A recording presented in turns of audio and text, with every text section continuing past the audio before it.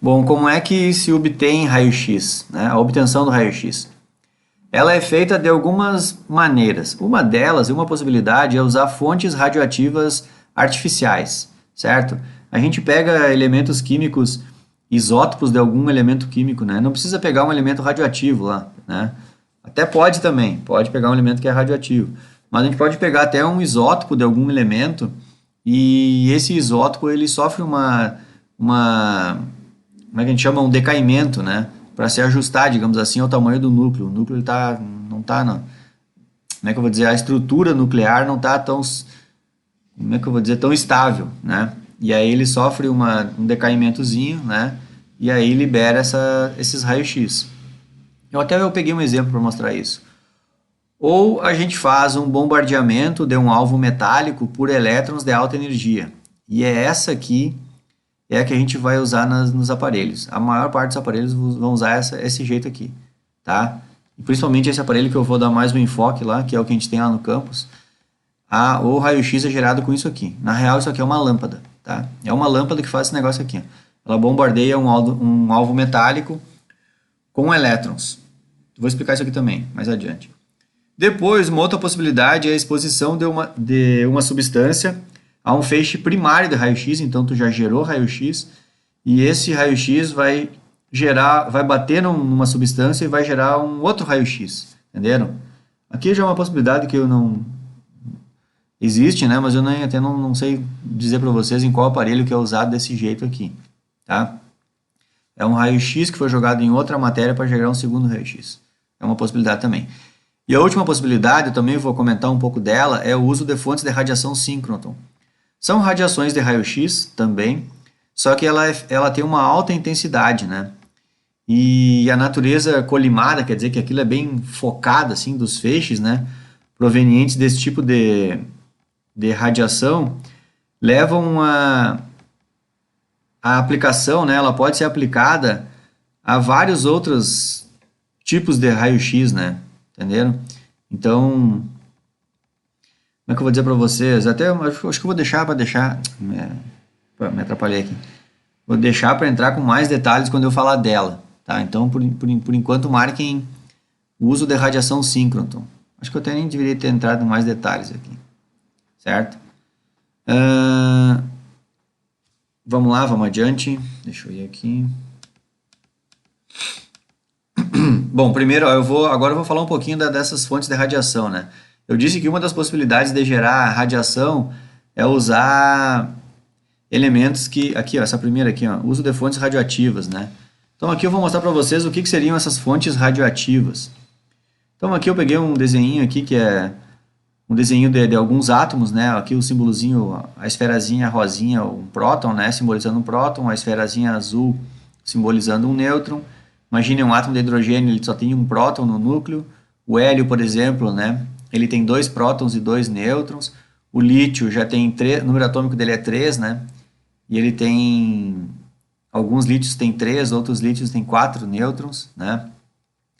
E o urânio, por exemplo, ele já tem o número atômico 92. Então vejam que o núcleo do urânio já é bastante prótons, né? Muito próximos uns dos outros. Claro que junto com os seus nêutrons ali, né? Com nêutrons. Só que acontece que em determinado momento na tabela periódica, o tamanho do núcleo dos átomos começa a ficar tão grande que eles são instáveis. Às vezes não só pelo tamanho, mas principalmente o tamanho do núcleo, né? Então, alguns núcleos a gente diz que são estáveis e outros núcleos são instáveis. Esses núcleos instáveis, eles vão sofrer decaimentos, né? Decaimento quer dizer perder energia. E nesse negócio deles perderem energia, eles podem perder energia de 2 jeitos. Um jeito é perder energia devolvendo partículas, né? Ou outro jeito, eles perdem energia devolvendo só ondas eletromagnéticas. Então a gente costuma dizer que a gente tem decaimentos de radiações do tipo alfa e beta, que são radiações que, deixa eu baixar o desenho aqui, são quando o núcleo faz o decaimento energético dele, né, que é diminuir a energia dele, mas ele libera partículas com massa, né, entendeu? Então ele libera partículas, ou partículas alfa, ou partículas beta, que tem massa, carga e massa, mas eles podem também perder energia e liberar só radiação, que a gente chama de radiação gama, certo? Bom, aqui o foco da disciplina aqui é um mundo de estudo aqui nessas coisas aqui, então eu não vou focar nessa parte aqui, né? Quem tiver mais interesse pode ir atrás, mas é tranquilo. Não é tão difícil assim, né? Pelo menos o basicão aqui não é tão difícil. O que eu vou dizer para vocês aqui no que nos interessa na disciplina é que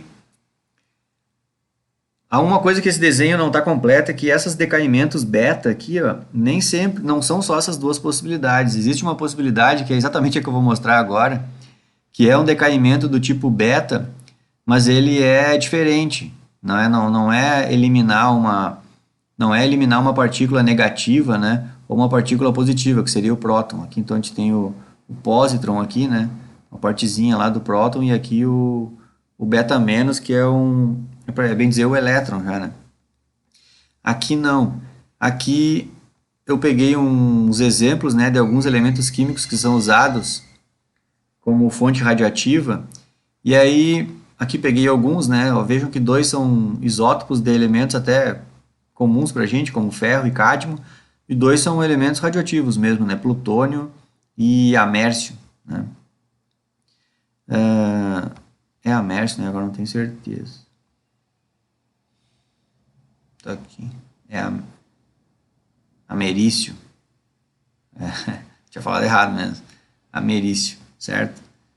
Bom, deixa eu voltar aqui para o meu material. Eu peguei como exemplo aqui, só para mostrar para você, eu escolhi esse plutônio e o americio, é o decaimento beta, né? O beta é uma partícula que tem 2 prótons e 2 nêutrons. Então o alfa ali é 2 mais, né, a carga. Mas eu peguei o mais, digamos, seria que talvez o não mais óbvio para todo mundo. Vamos pegar o exemplo ferro, né? Ferro 55, ele tem esse tipo de decaimento aqui, ó, chamado Ce, certo? O que é decaimento Ce? Essa é a dica minha, né? Sempre o nome das coisas é o menor resumo de tudo, né? Ce quer dizer captura eletrônica. O que quer dizer captura eletrônica? O núcleo de tão grande que está, no caso o ferro, que está com massa 55, esse átomo aqui, o núcleo dele, ele está com tanta energia, está atraindo os elétrons da eletrosfera do ferro, tão forte, que o núcleo acaba conseguindo atrair um elétron, o que está mais próximo dele, que a gente já estudou isso lá em Química Geral, né? Os elétrons, quanto mais para perto do núcleo, menor é a energia potencial daquele elétron. Então esse núcleo, como consegue atrair esse elétron lá, que é o mais perto dele, esse elétron vai se combinar com um próton. Se ele se combina com um próton, ele acaba transformando o próton num nêutron, certo? Então o que a gente vai notar é que esse átomo de ferro, a massa dele, que era 55, se um próton dele, certo? Como é que eu vou dizer? Se combinar com o elétron, certo? Vai formar mais um nêutron ali na solução. E aí, então, esse novo nêutron aqui acaba aumentando a massa atômica, certo? Aumenta a massa atômica do elemento. E o detalhe é que mudou o número de prótons, né? Porque um próton deixou de existir. Então, a gente tem aqui que o ferro se transforma no manganês. Até deixei a tabela periódica aqui para todo mundo enxergar onde é que é, né? Mas só botei a tabela por causa disso, né? O ferro está aqui, né? Número atômico 26, e o elemento, então, ao sofrer esse decaimento energético, ele vai mudar de átomo, não vai ser mais o ferro, vai ser o manganês, né? O número atômico é 25. E isso libera radiação, libera energia, né? E essa energia aqui, boa parte dela está dentro dessa faixa aqui do raio-x, né? Então libera energia, certo? Então eu montei essa explicaçãozinha aí, mas aqui eu deixei, acho que, mais por curiosidade, porque até em princípio eu não conheço nenhum aparelho que use as fontes radioativas, né? Posso estar errado, não sei se eles usam isso ainda, né? Bom, então agora, mas então quais são as fontes de raio-x que os aparelhos usam, né, para fazer fluorescência de raio-x? As fontes são, eu gosto de chamar de lâmpada, né? Praticamente uma lâmpada, assim, é uma fonte artificial de raio-x. A gente não precisa pegar um elemento radioativo que se faz decaimentos nucleares e isso emite radiação. né? Até porque isso aí é uma coisa que fica acontecendo um dia inteiro. A gente não pega um átomo radioativo e desliga ele. A gente chega no laboratório, liga o átomo radioativo, ele funciona, a gente desliga e vai embora, né? Não é assim. E esses tipos de fontes de radiação, sim. A gente liga o aparelho, ela funciona, emite radiação, eu desligo o aparelho, ela desliga. Não fica medindo radiação. A gente não tem uma coisa radioativa no laboratório, certo? Então, como é que é feito esse bombardeamento de bombardear um alvo metálico e gerar raio-x? É simplesmente uma espécie de lâmpada, né? O que é uma lâmpada? Aqui a gente vai ter um filamento, né? Que é um cátodo. Aqui no extremo oposto a gente vai ter um ânodo, certo? Esse ânodo pode ter, aqui no caso era esse desenho aqui que eu peguei, ele é um ânodo de um metal tungstênio, mas podem ser usados outros metais também, né, para gerar raio-x. Mas o tungstênio funciona também, tá? Então a gente tem um cátodo, um ânodo, gera-se uma diferença de potencial entre o cátodo e o ânodo. Estão enxergando aqui, ó? Isso aqui tá rico em elétron aqui, ó, carregado negativamente, esse aqui é o cátodo, e esse eletrodo aqui está pobre em elétron, aqui é o nosso ânodo, certo? Então se gera uma alta tensão num bulbo de vidro aqui, uma ampola de vidro, dentro da ampola de vidro a gente faz vácuo, lembram disso? E aí a alta tensão vai gerar uma migração de elétrons do filamento que é o cátodo, que está rico em elétrons, para o ânodo, certo? E essa chuva de elétrons ali vai bombardear de elétrons esses átomos aqui. E esses átomos aqui acabam liberando, quando como é que eu vou dizer, o átomo se acomoda novamente, eles acabam liberando uma quantidade muito grande de energia. E essa radiação eletromagnética, como é uma radiação bem energética, ela ficou dentro dessa faixa aqui, dos raios-x.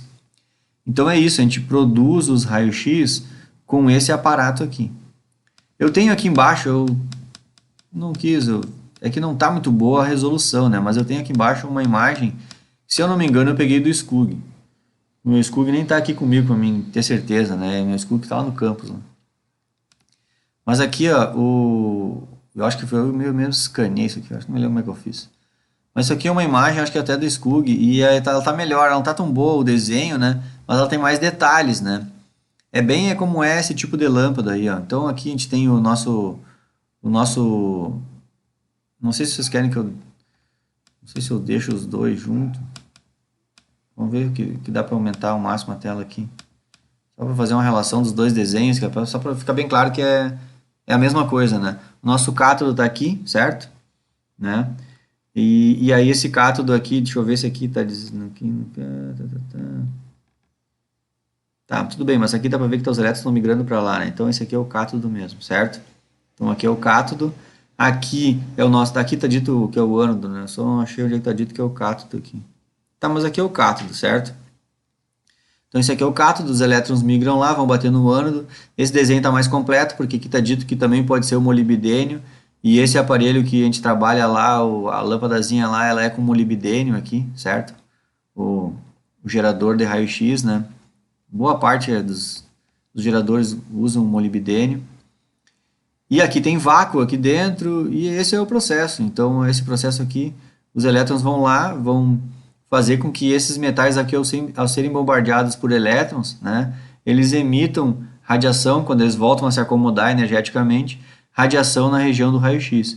E aí, então, o aparelho vai aproveitar esse raio-x aqui, vai seguir o seu curso lá no aparelho, e isso vai chegar até a amostra, né? Então, é esse raio-x que sai daqui, vejo tem uma janelinha ali para só o que sair por aqui que vai seguir adiante no aparelho, o resto vai ficar lá dentro, né? Então, esse raio-x aqui vai adiante no aparelho, e segue o curso para fazer a análise. Eu não achei no livro, no material, assim, não lembro, mas eu lembro que no aparelho tem até um adesivo ali para deixar bem claro que a intensidade desse raio-x aqui é muito baixinha, né? Então a gente não precisa trabalhar igual a fazer um raio-x lá que a gente vai fazer, o operador tem que ir para trás de um troço com chumbo, um casaco de chumbo lá, né? No caso não, aqui é uma intensidade bem baixa de raio-x, né? Bem baixinha, certo? Então não tem esse perigo, digamos assim. Vou parar o vídeo aqui e sigo no próximo.